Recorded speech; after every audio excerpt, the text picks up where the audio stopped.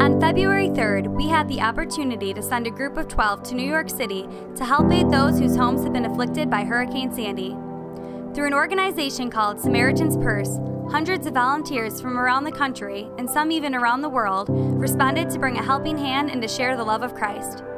We were able to take part in this initiative, relieving hundreds of families throughout the East Coast, preparing them not only to rebuild their homes, but also for the rebuilding of their lives. They weren't just about coming in and kind of cleaning it up. They were really focused on showing the people that they were doing it because they were expressing God's love for them. At first glance from the outside, most of the homes seemed to be in good living condition. However, once you stepped inside, you saw the true damage that was left behind. To walk in there and just see all of our stuff still there, molding, rotting away. I just was struck by just the amount of just destruction.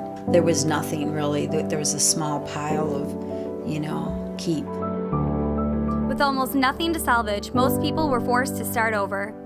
One of the homeowners we helped out was Leslie, who had almost everything destroyed in the flood.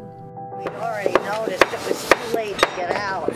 The electricity went out, and a little while later you heard this gurgling, and I saw a pool of water at the front door, and within like 10 minutes I was up to my waist in sewage water. I looked out the window, and what had been a road was now a river. It was terrifying. I had my dog, my boyfriend who's in a wheelchair, his electric wheelchair shut off, so I had to get him into the kitchen, which was the highest ground. But we sat here for like 2 days in cold, no electric, and finally somebody came and got us out. But at this point in time, we've exhausted all our funds, and if it wasn't for you, the Samaritan's Purse, helping me dig out, I don't know how this would have got done. Despite the catastrophe from the hurricane, God was and still is doing a work in these people's lives. Every project we encountered, the gospel was presented to each homeowner along with a Bible in their decision to follow Christ.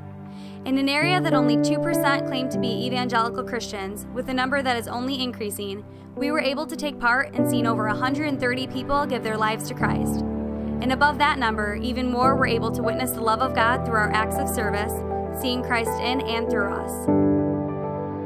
And for a team that might seem small, collectively, we are making an impact for the kingdom of God, not only just in West Michigan, but around the world.